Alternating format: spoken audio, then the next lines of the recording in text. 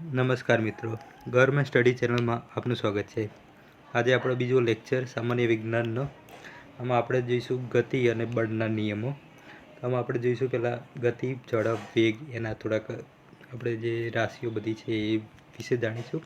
અને પછી ન્યૂટનના જે નિયમો છે, ગતિના નિયમો, એ 3 નિયમો વિશે આજે જાણીશું આ લેક્ચરમાં. અને બીજો લેક્ચર આના પછી જે બળ ઉપર આવશે, એ ગુરુત્વાકર્ષણ બળની એ સેકન્ડ લેક્ચર આવશે. તો આજે આપણે બે વસ્તુ, ગતિ અને બળના નિયમો કે જે ન્યૂટનના આપેલા હતા, એ નિયમો વિશે જાણીશું. તો આપણે શરૂ કરીએ. તો બળ અને ગતિ. તો બળ અને ગતિ, તો ગતિ એટલે શું? તો ગતિ એટલે કોઈ વસ્તુ હોય, એ કોઈ વસ્તુ છે, એ વસ્તુની અન્ય વસ્તુની સાપેક્ષે, આ કોઈ વસ્તુ છે, આ વસ્તુ અને બીજી વસ્તુ, તો આ વસ્તુની સાપેક્ષે આ વસ્તુ અહીંયા જાય, તો આ વસ્તુની સાપેક્ષે આ વસ્તુએ અહીંયા ગતિ કરી છે, સ્થાનનું પરિવર્તન કર્યું છે. તો એ સ્થાનનું પરિવર્તન જે છે એને ગતિ કહેવામાં આવે છે.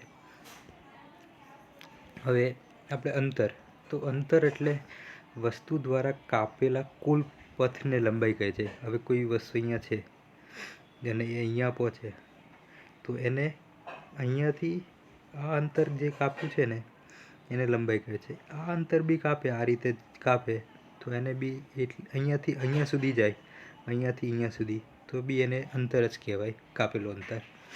પરંતુ સ્થાનાંતરમાં એ વસ્તુ અલગ છે.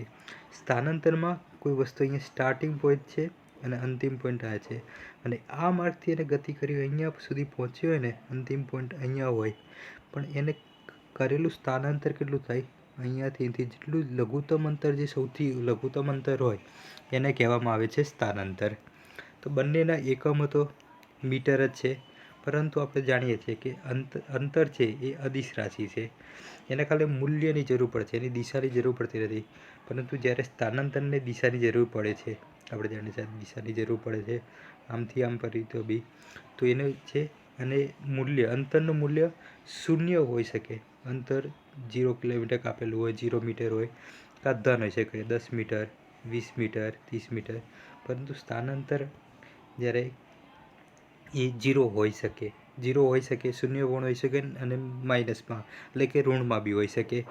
કોઈ વસ્તુ અહીંયા છે, અહીંયાથી એને સ્ટાર્ટ કર્યું છે, અહીંયા અંતિમ પૂરું કર્યું છે, તો એ અહીંયાથી ફરી અહીંયા સુધી જઈ અને અહીંયા પાછો આવે, તો એનું મૂલ્ય શૂન્ય થઈ જાય, અહીંયા મૂલ્ય શૂન્ય થઈ જાય. પરંતુ અહીંયાથી આ સાઈડ જાય, તો એને કાપેલું જે અંતર છે ને, એ માઇનસમાં જતું રહે, એટલે કે ઋણમાં જતું રહે સ્થાનાંતર. એટલે કે એને કાપેલું શું, એટલે કે એનું જે કાપેલું, એટલે કે સ્થાનાંતર ઋણ હોઈ શકે.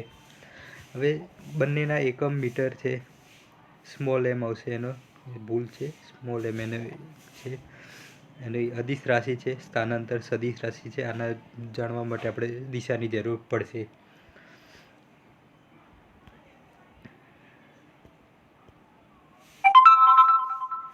હવે ઝડપ એટલે હવે એકમ સમયમાં કાપેલા અંતરને, એકમ સમયમાં જે કાપેલું અંતર હોય ને, એને ઝડપ કહેવામાં આવે. કે કોઈ ટી સમયમાં એક્સ જેટલું અંતર કાપેલું હોય, એટલે કે એકમ સમય, એને કાપેલા અંતરને ઝડપ કહેવાય. એટલે કે d/t, x/t એટલે d ઝડપ બરાબર અંતર. તો અહીંયા અંતર છે, અંતરનો એકમ મીટર અને સમયનો એકમ સેકન્ડ, એટલે એને સેકન્ડ કહેવામાં આવે છે, મીટર પ્રતિ સેકન્ડ કહેવામાં આવે છે. અને એ અદિશ રાશિ છે. અને આપણે અહીંયા વેગ એટલે એકમ સમયમાં કરેલા સ્થળાંતરને આપણે જાણીએ છીએ કે આ એક છે, તો એ કોઈએ આટલેથી આટલું અંતર કાપ્યું હોય ને, તો એને અંતર કહેવામાં આવે. પરંતુ વેગમાં શું આવશે કે અહીંયાથી કોઈ વ્યક્તિએ સ્ટાર્ટ કર્યું અને અહીંયા પહોંચે છે, પરંતુ જે સ્થાનાંતર લીધું, એટલે સૌથી જે શોર્ટ ડિસ્ટન્સ હશે, જે લઘુત્તમ અંતર હશે, એને કન્સિડર કરવામાં આવશે, એને લેવામાં આવશે. એટલે કે જે આ અંતર આપ્યો હોય ને, આ સ્થાનાંતરને આપણે લેવામાં આવે વેગ માટે. જ્યારે ઝડપમાં આપણને જે કાપેલું કુલ અંતર છે, આપણે કાપેલું આ કુલ અંતર છે, એ કુલ અંતર લેવામાં આવે. જ્યારે વેગ માટે આ સ્થાનાંતર લેવામાં આવે છે. એટલે કે જે એકમ સમયમાં આ જે સ્થાનાંતર છે એ y છે, તો એ yને વી બરાબર y/t, તો એ થઈ જશે વેગ એનો. હવે વેગ છે એનો, આ ઉપર લંબાઈ છે તો એનો મીટર પ્રતિ સેકન્ડ. હવે ખબર છે આપણને સ્થાનાંતર એક સદિશ રાશિ છે, તો એ જે આપણને ખબર હોય છે કે સદિશ રાશિ હોય ને એક, અને એક બીજી અદિશ રાશિ હોય, તો જે આપેલું હોય એ પણ સદિશ રાશિ બની જાય, વેગ પણ. તો આ આપણને સદિશ રાશિ મળશે, સદિશ રાશિ મીટર પ્રતિ સેકન્ડ. ઝડપની બી મીટર પ્રતિ સેકન્ડ, પરંતુ સ્થાનાંતર ભાગ્યા સમય આવશે. પછી હવે નિયમિત ગતિ. હવે વસ્તુ સમયના સરખું અંતર કાપતી, એક જ સમયમાં સરખું અંતર કાપતી હોય તેને નિયમિત ગતિ કહેવામાં આવે છે. તો આપણે અહીંયા જોઈએ તો બે સમયમાં આપણે જોઈએ તો 4 મીટરનું અંતર કાપ્યું છે, પાછી 2 મીટરમાં 4 મીટરનું અંતર કાપ્યું, પછી 2 સેકન્ડમાં 4 મીટર અંતર, કે એને સમયમાં દરેક સમયમાં જે 2 સેકન્ડમાં એને સરખું અંતર જ કાપ્યું છે. તો આ ગતિ છે એને નિયમિત ગતિ કહેવામાં આવે છે. અને નિયમિત ગતિનો જે ગ્રાફ હોય ને એ હંમેશા સ્ટ્રેટ લાઇનમાં આવે, અચળ આવે. અચળ કિંમત જે બધી મળી ને એ અચળ કિંમત મળતી હોય. તો ખાલી આમાં યાદ રાખવાનું કે નિયમિત ગતિનો જે ગ્રાફ આવે ને એ સ્ટ્રેટ લાઇનમાં આવે, એટલે સીધી લાઇનમાં આવે એક. હવે અનિયમિત ગતિ એટલે વસ્તુના સમાન સમયમાં એક સરખું અંતર કાપતું ન હોય તો એને કહેવાય. તો આપણે 2 સેકન્ડમાં 1 મીટર કાપ્યું છે, પાછું 2 સેકન્ડમાં 10 મીટર અંતર 9 મીટર જેટલું કાપ્યું, 15 મીટર જેટલું અંતર કાપ્યું, તો અલગ અલગ અંતર કાપ્યું છે. તો અલગ અલગ અંતર કાપ્યું છે તો એનો જે ગ્રાફ આવશે એ આ પ્રકારનો આવશે, એક સમાન નહીં આવે. એટલે જે ગ્રાફ છે એ આપણને યુનિફોર્મ નથી મળતો, નોન યુનિફોર્મ ગતિ છે, તો એને કર્વ આકારનો આપણને ગ્રાફ મળશે. હવે પ્રવેગ એટલે વેગમાં જે થતો ફેરફાર હોય ને અને ભાગ્યા તે માટે સમય હોય એને કહેવામાં આવે છે પ્રવેગ કહેવામાં આવે છે. તો વેગમાં હવે આ અંતરે v1 વેગ છે, અહીંયા v2 વેગ છે, અહીંયા v3 વેગ છે. તો અલગ અલગ વેગમાનમાં જે થતો ફેરફાર છે કે અહીંયા વધારે, અહીંયા જે ફેરફાર હોય તેને પ્રવેગ કહેવામાં આવે છે. કે અહીંયા 50નો વેગ, અહીંયા આપણે 50 છે, અહીંયા આગળ જતાં તો 40 થઈ જશે, એના આગળ જતાં 30 થઈ જશે. તો આ વેગમાનમાં જે ફેરફાર થાય, જે સમય લીધો એને ફેરફાર થવા માટેનો, તો એ ફેરફાર માટેના સમયને આપણે પ્રવેગ કહેવામાં આવે છે. તો પ્રવેગનો એકમ છે મીટર પ્રતિ સેકન્ડ સ્ક્વેર. હવે વેગના મૂલ્ય અને દિશા બંને ફેરફાર થાય તો વસ્તુ પ્રવેગ. એટલે વેગના મૂલ્ય, જે મૂલ્ય છે આપણે જોયું કે મૂલ્ય 50માંથી 40, 30, તો એ વેગમાં જે ફેરફાર થાય છે એને કારણે દિશામાં ફેરફાર થાય તો વસ્તુ પ્રવેગિત ગતિ કરે છે, એટલે કે પ્રવેગિત ગતિ શરૂ કરી દે છે. હવે સરેરાશ વેગ, તો પ્રારંભિક વેગ ભાગ્યા બાય 2 આવશે. અહીંયા આગળ જતું રહ્યું છે, અહીંયા બાય 2 આવશે, અહીંયા નહીં આવે બાય 2.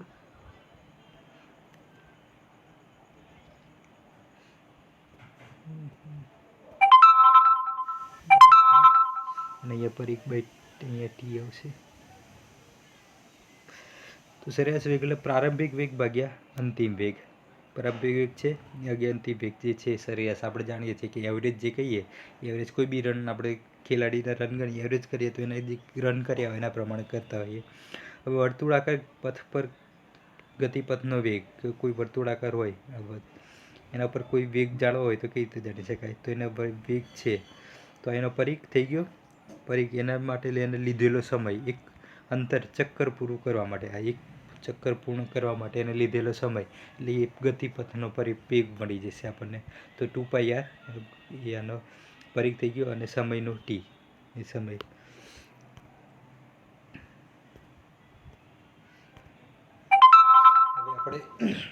હવે આપણે અત્યાર સુધી ગતિ અને એના નિયમો અમુક જાણ્યા, કે એના જે વેગ, ઝડપ, બધી રાશિઓ હતી એના જાણ્યા. હવે આપણે આવશે બળ વિશે આવશે, એને જાણી લઈએ આપણે બળ, અને એના પછી આપણે ન્યૂટનના નિયમો આપણે જોઈએ. તો પહેલાં બળ એટલે શું? તો બળ એટલે કે કોઈ એક સપાટી છે, આ સપાટી છે, એ સપાટી ઉપર જ્યારે આપણે પુલ કે પુશ આપણે કરીએ, પુલ કરીએ કે પુશ કરીએ, તો એના ઉપર જે ચેન્જ થાય, એની જે મોશન, એને ગતિમાં જે ફેરફાર થાય છે, એ ગતિમાં જે ફેરફાર કરવા માટે જે આપણે લગાવ્યું એને બળ કહેવામાં આવે છે. કે આપણે કોઈ વસ્તુ એક સ્થિર વસ્તુ એક તેને પુલ એટલે કે ખેંચાણ અથવા કે ધક્કા દ્વારા કોઈ એના જે ગતિમાં ફેરફાર કર્યો ને એને આપણે બળ કહીએ છીએ. તો બળનો એકમ બીજા શબ્દોમાં બીજો કહીએ તો કોઈ એક પાર્ટ્સ છે એને એકમ ક્ષેત્રફળ દીઠ, આ કોઈ એકમ ક્ષેત્ર, આ હાથ જે આડ્યો એ એકમ ક્ષેત્રફળ દીઠ છે એના ઉપર લાગતું પ્રેશર એટલે કે આપણું દબાણ, એના આપણે બળ કહીએ છીએ. એકમ ક્ષેત્રફળ દીઠ લાગતું દબાણ એને કહીએ છીએ. તો આ P/A બી કહી શકાય અને M/A, F બરાબર M/A એ બળનો એકમ છે એનો. હવે M/A કારણ કે આ એમ માસનું કોઈ પાર્ટ છે એના ઉપર આ બળ લાગે છે અને એના ઉપર જે બળ લાગે, વેગ લાગે છે એ અલગ અલગ ગતિ ઉપર લાગશે એટલે એક્સિલરેશન મળશે, પ્રવેગ મળશે આપણને. તો એ બંનેનું જે કોમ્બિનેશન મળશે એ આપણને ફોર્સ મળશે. હવે એનો એકમ કિલોગ્રામ મીટર પ્રતિ સેકન્ડ સ્ક્વેર, એનો બીજો એકમ છે ડાઇન એક છે અને એક ન્યૂટન છે. ડાઇન એનો એકમ છે, ન્યૂટન એનો એકમ છે એનો. જે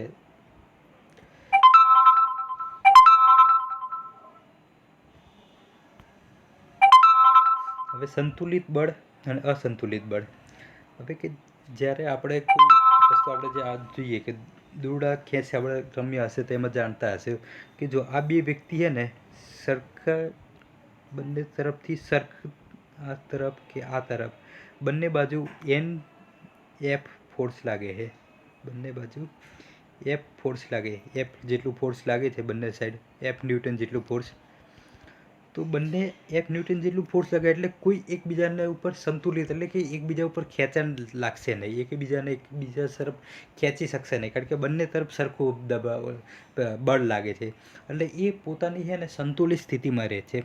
એટલે કે સંતુલિત સ્થિતિમાં વસ્તુ હોય ને ત્યારે એ વસ્તુ સ્થિર સ્થિતિમાં રહેતી હોય છે. પરંતુ આ બાજુ જ્યારે આપણને 2F જેટલું ફોર્સ લગાવીએ એટલે કે આ તરફ જે લાગીએ, આ તરફ જે ફોર્સ લાગે એના કરતાં ડબલ ફોર્સ લાગે એટલે શું થશે, આ વ્યક્તિ આ તરફ ખેંચાઈ જશે, ફોર્સ આ તરફ લાગે છે એટલે તો આ તરફ લાગશે તો ત્યારે શું થશે કે એ વસ્તુ છે ને એ ગતિમાન બનશે, એટલે ગતિમાં આવી જશે. આ વ્યક્તિ આ તરફ ખેંચાણ લાગશે એટલે કે એ વ્યક્તિની ગતિ શરૂ થઈ જશે.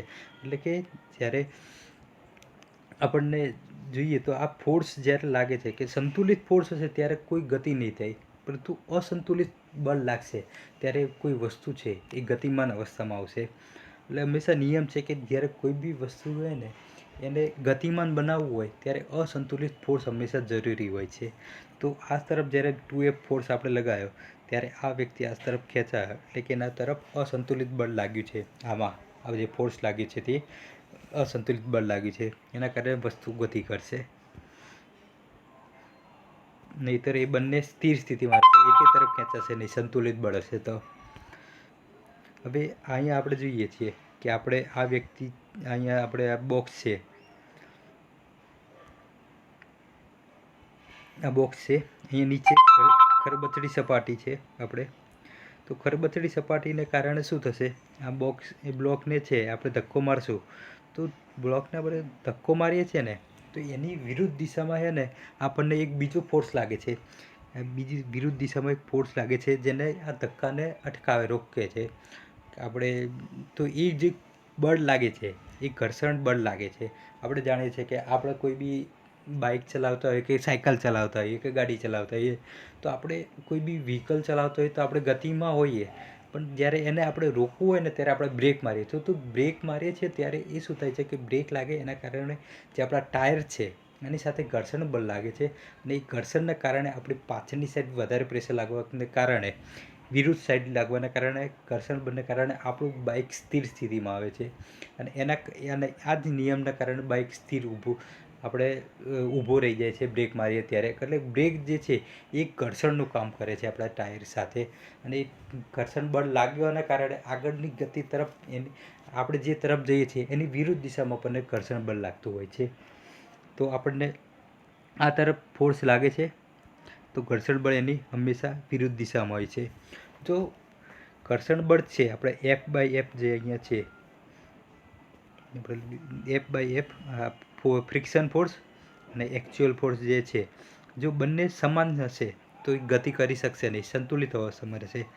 પરંતુ એફ એનું મૂલ્ય વધી જશે, આપણે એફ એનું મૂલ્ય વધી જશે તો આપણે આમાં જોઈએ તો આ બંનેમાં શું થઈ ગયું, સંતુલિત બળ લાગ્યું હોય છે, બંનેમાં સમાન બળ લાગ્યું, સંતુલિત અવસ્થામાં છે. એટલે કે મેં આગળ કીધું કે વસ્તુ ગતિ નહીં કરે, પરંતુ આમાં જો આમાં એફ એ બાજુનો જે છે એકચ્યુઅલ જે ફોર્સ છે એ તરફનો ફોર્સ છે એ વધારે છે, એટલે વસ્તુ છે એ આ તરફ ગતિ કરશે. હવે જો વસ્તુનું ગતિ કરવાનું, જો વસ્તુ ઉપર ક્યારેય અસંતુલિત બાહ્ય બળ લાગે તો તેની ઝડપ અને ગતિમાં ફેરફાર થાય છે અને પ્રવેગ ગતિ કરે છે. એટલે કે કોઈ બી વસ્તુને આપણે આગળ મેં કીધું કે કોઈ બી વસ્તુને ગતિમાં લાવવા માટે આપણે અસંતુલિત બળ જરૂરી છે. જો અસંતુલિત બળ નહીં હોય ત્યાં સુધી ક્યારેય કોઈ વસ્તુ ગતિમાં આવશે નહીં.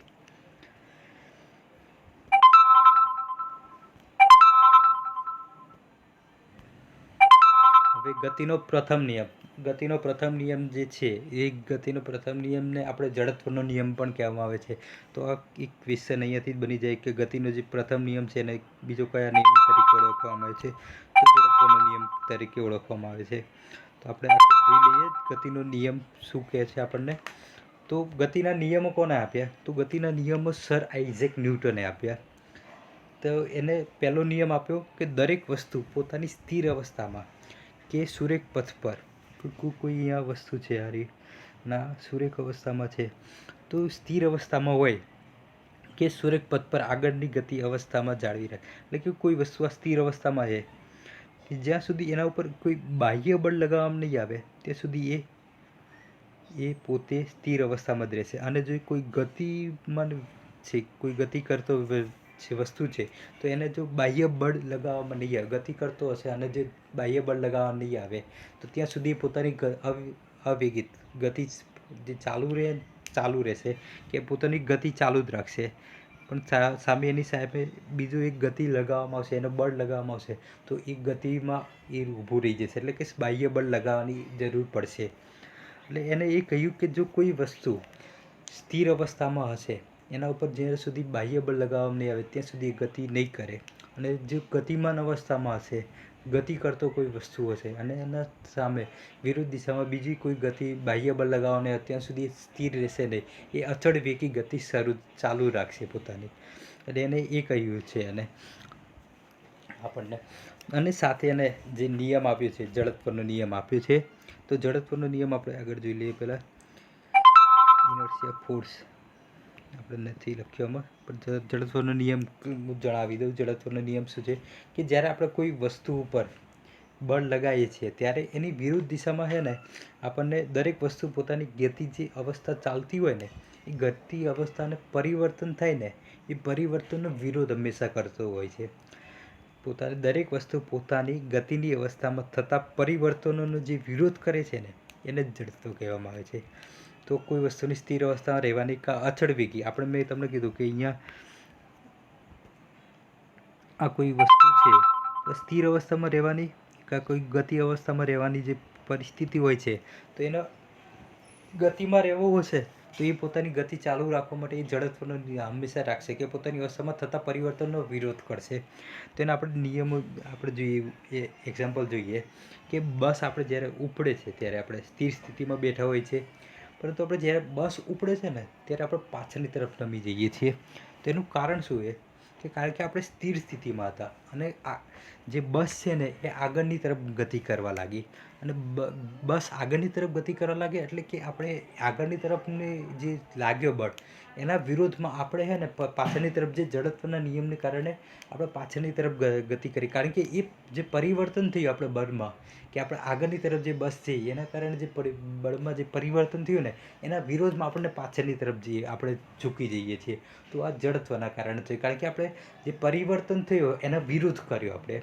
અને એ જ પ્રમાણે જ્યારે આપણે બ્રેક લગાવીએ છીએ ને તો બ્રેક લાગે છે ને ત્યારે આપણે આગળ તરફ નમી જઈએ છીએ, કારણ કે એ પાછળની તરફ વિરુદ્ધ દિશામાં આપણે જાણ્યું કે ઘર્ષણ બળ પાછળની તરફ લાગે છે એના કારણે આપણી બસ રોકાઈ જાય છે.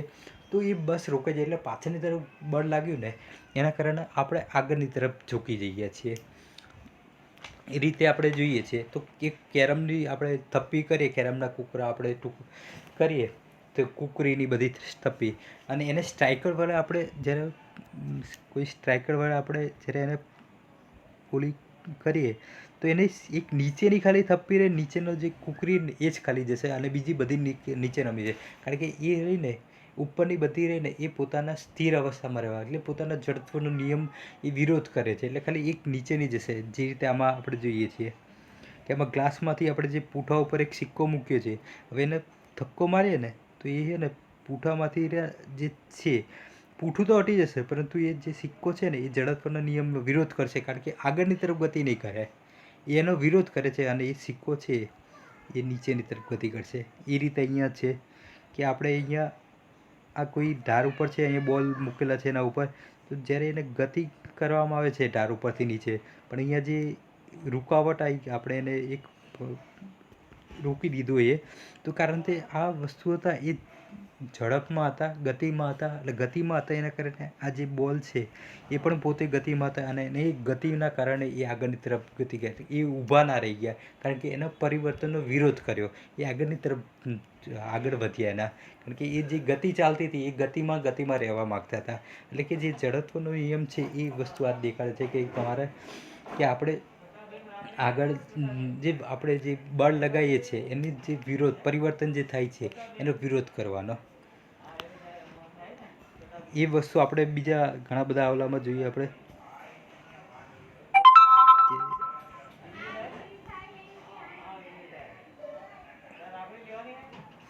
એ આપણે અહીંયા આમાં જોયું, આપણે કોઈ વસ્તુ અહીંયા છે તો અહીંયાથી નીચે આવે તો આ સ્થિર અવસ્થામાં છે, ગતિ કરશે, બાહ્ય બળ લગાવશે, તો એ બાહ્ય બળ લગાવશે અને એની એ ગતિ રહે ને એ ઘણીવાર રોકશે. એટલે એ રોકશે ને એને જડત્વનો નિયમ પણ કહેવામાં આવે છે.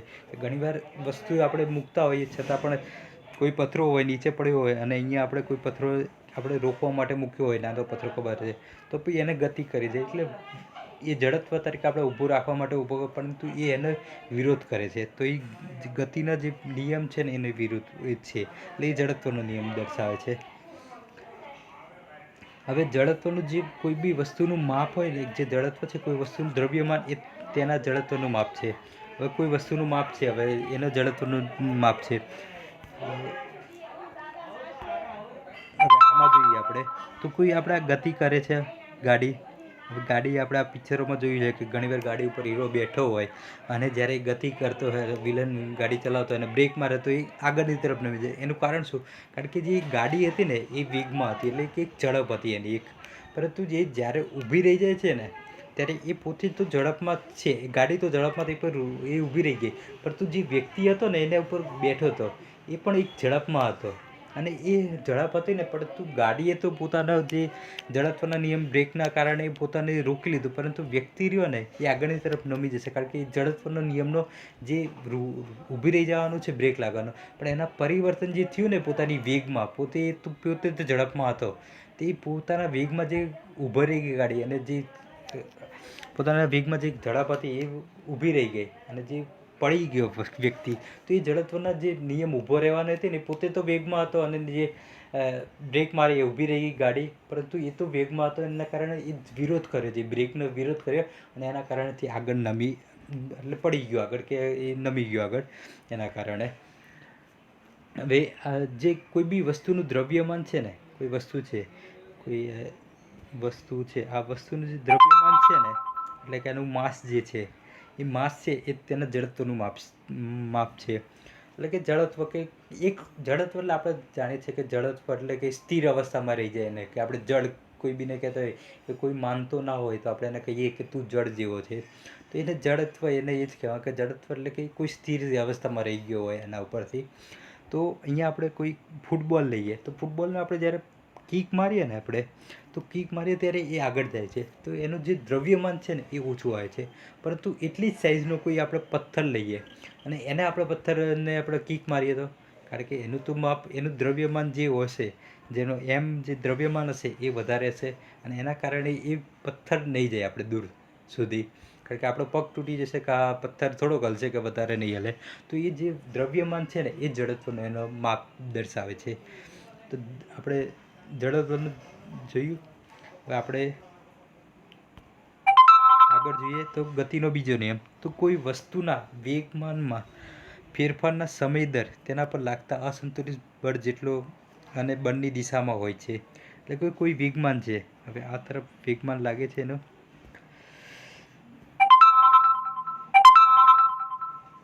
સોરી, કોઈ વેગમાન આ સાહેબ લાગે છે એનો વેગમાન. તો અહીંયા જ્યારે હશે ત્યારે સ્થિર અવસ્થામાં હશે, એનો વેગ 0 હશે, પરંતુ જ્યારે એ ગતિ કરશે ત્યારે એનો વેગમાં થોડોક ફેરફાર થશે, અને વેગમાં જે સમય સાથે ફેરફાર વેગમાનમાં થશે, અને જે માસ છે અને વેગમાં થતો ફેરફાર છે એ કે વેગમાન કહેવામાં આવે છે. પરંતુ અહીંયા તો 0 V1 છે, અહીંયા કોઈ આગળ જશે તો V2 થઈ જશે અહીંયા કોઈ વેગમાન. તો હવે જે ચેન્જીસ થયો છે આપણે સમય સાથે જે વેગમાં ફેરફાર થયો છે ને એને જ આપણે ગતિ કહીએ છીએ.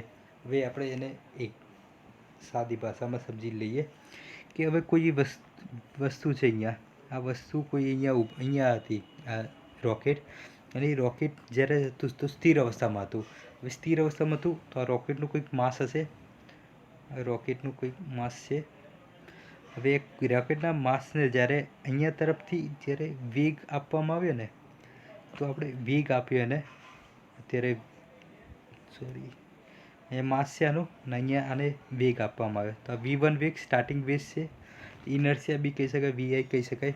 અને એ જ્યારે ગતિ કરતી આગળ જશે ત્યારે અહીંયા VO વેગ લાગે છે. એટલે આના ઉપર આપણે કોઈ માસ ઉપર V જેટલો કોઈ વેગ છે ને એને આપ્યો, એને વેગ આપ્યો, અને એ આગળ જતા છે ને એની જે સ્પીડ છે, વેગ છે, એ વધતો ગયો કે ચેન્જ થતો ગયો સમય સાથે, તો એ V0 થઈ ગયો. તો એ જેના ઉપર આપણે એક માસ ઉપર જ્યારે વેગ લગાવીએ છીએ ને ત્યારે એના સમય સાથેમાં જે ફેરફાર થાય છે એને વેગમાન, આપણે એને ફોર્સ કહીએ છીએ. કારણ કે આપણે કોઈ વસ્તુ ઉપર આપણે વેગ લગાવ્યો, મેં આગળ કીધું હતું કે કોઈ આપણે વસ્તુ ઉપર ધક્કો મારશું અને વેગ મારશું એના ઉપર, આના ઉપર, તો એને ધક્કો મારશું ને તો એ વસ્તુ શું થશે, આગળની તરફ ગતિ કરશે. તો વસ્તુ પર જ્યારે ગતિ કરાવી હોય ને ત્યારે હંમેશા બળ લગાવવું જરૂરી હોય છે. તો એ બળ લગાવેલું છે આપણે આના ઉપર. તો ડી, તો સમયનો ફેરફાર dt, અને m માસ છે, અને વેગ ચેન્જીસ થતો રહ્યો છે. તો V1 અને અહીંયા V, તો એના જે dt અને V જે થાય ને એને કહેવામાં આવે છે એક્સેલરેશન, જે પ્રવેગ છે એને કહેવામાં આવે છે.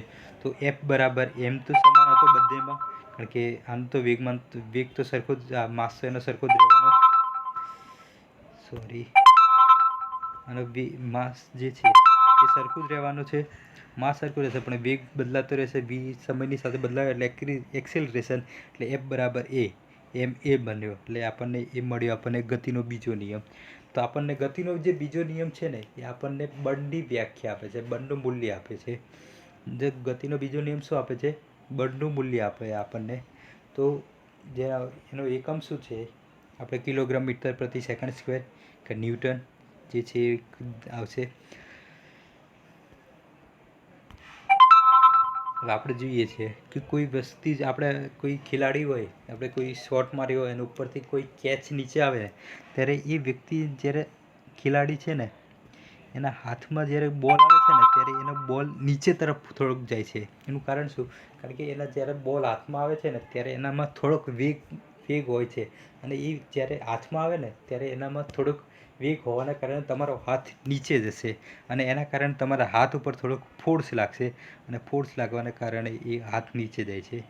અને એનો દર્શાવવામાં આવે તો સેકન્ડ લો ઓફ મોશન કહેવામાં આવે છે કે આ વેગ છે, આ કોઈ આ જે બોલ છે એનો કોઈ માસ છે, અને જે વેગ લાગ્યો છે એના કારણે તમારી વસ્તુ પાછળ જઈ, તમારો હાથ પાછળ ગયો એના કારણે એ વેગ, બળ લાગ્યું છે એના, કારણ કે એના કારણે શું થયું, તમારા હાથમાં જે છે ને આપણે એક સાથે લેવા જઈશું, પાછળ હાથ નહીં લઈએ તો એનો આપણને એને થોડોક બોલ છે એ વાગશે, એટલે એના કારણે આપણે પાછળ હાથ લઈએ છીએ, એટલે એ ફોર્સને આપણે એબ્ઝોર્વ કરવાનું કામ કરે, એટલે ફોર્સ આપણે ઓછો લાગે એના કારણે કામ કરે, એટલે કે એની વેગ જે છે એ ઘટાડવાનું કામ કરીએ છીએ આપણે હાથમાં લઈ જઈ પાછળ જઈએ છીએ ત્યારે. ગતિનો ત્રીજો નિયમ, જ્યારે કોઈ વસ્તુ બીજી વસ્તુ ઉપર બળ લગાવે છે ત્યારે આ બંને બળો હંમેશા સમાન મૂલ્યના અને પરસ્પર વિરુદ્ધ દિશામાં હોય છે. આપણે આને કહીએ છીએ આઘાત અને પ્રત્યાઘાત. તો આ બંને, હવે જ્યારે આ બંનેના જે મૂલ્ય હોય ને એ સમાન હોવા છતાં દર વખતે સમાન પ્રવેગ ગતિ કરતા નથી. હવે ઘણીવાર શું હોય કે બળોનું મૂલ્ય સમાન હોય છે પરંતુ એ સમાન પ્રવેગથી ગતિ કરતા હોતા નથી. હવે એનું એક્ઝામ્પલ આપણે જાણી લઈએ. હવે આપણે અહીંયા બંદૂક જોઈએ તો બંદૂકનું જે છે આપણે બંદૂકમાંથી આપણે ગોળી છોડીએ ત્યારે આપણને ખબર છે કે બંદૂક થોડીક પાછી પડે છે. તો એ પાછી પડે છે ને તો જે ગોળી છે ને એ એક્શન કરે છે, એ આગળની તરફ ગતિ કરે છે અને એની સાથે જે રિએક્શન લાગે છે એ પાછળની તરફ લાગે છે, જે ગન ઉપર લાગે છે. પરંતુ આપણે આગળ બી મેં તમને કીધું કે બળોનું મૂલ્ય સમાન છે, કે આપણે જે પ્રેશર લગાવ્યું એ તો બળોનું મૂલ્ય સમાન હતું, પણ સમાન પ્રવેગથી ગતિ કરતા નથી. કારણ કે જે આપણે બળ જતું એ બંનેમાં આપણે જે ટ્રિગર દબાઈ એના કારણે જે બળ હતો આપણે એ તો બંદૂક ઉપર એટલું લાગ્યું, પરંતુ જે પાછળ હતું એ ઓછું લાગ્યું. કારણ શું હતું? કારણ કે જે પ્રવેગ ઉત્પન્ન થાય છે, પ્રવેગ જે ઉત્પન્ન થશે ગનમાંથી આપણે જે ગોળીમાં, એ બંનેની વસ્તુ અલગ અલગ હશે. કારણ કે શું? કારણ કે દળ સમાન નથી. કારણ કે બંદૂકનું જે દળ છે એ વધારે છે, જ્યારે ગોળીનું દળ છે એ ઓછું છે. એના કારણે એ વધારે પ્રવેગથી ગતિ કરે છે, એટલે કે વધારે સ્પીડથી જાય છે.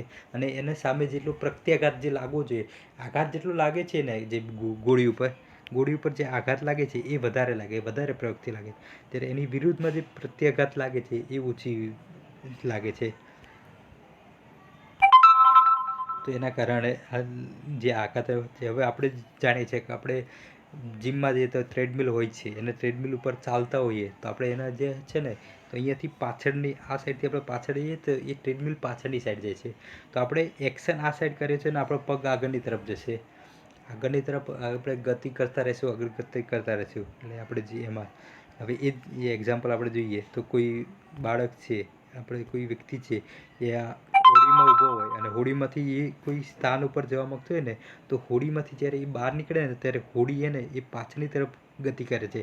કારણ કે વ્યક્તિ આગળની તરફ ગતિ કરે છે ને એના કારણે એનું જે પાછળનું જે મૂલ્ય છે એનું રિએક્શન લાગે છે, એટલે એ પાછળની તરફ ગતિ કરવા લાગે છે. તો આપણે 3 નિયમો જોયા ગતિના. પહેલો નિયમ શેના માટે? તો પહેલો નિયમ આપણે જડત્વનો નિયમ છે કે વસ્તુ કોઈ સ્થિર અવસ્થામાં હોય તો સ્થિર અવસ્થામાં, ગતિમાન અવસ્થામાં હોય તો ગતિમાન અવસ્થામાં, બાહ્ય બળ ન લગાવીએ ત્યાં સુધી એ ગતિ કરતા નથી, અને એ ગતિ કરે છે. હવે એ જ્યારે ગતિ કરે છે ત્યારે જડત્વનો નિયમ લાગુ પડે છે. આપણે જાણીએ છીએ કે શું કરે છે કે જે પોતાના ઉપર જે બળ લાગે છે, એટલે બાહ્ય બળ જે લાગે છે એ જે બાહ્ય બળ લાગે છે ને એનો વિરોધ કરે છે. એટલે કે પ્રથમ નિયમ છે એ જડત્વનો નિયમ આપે છે.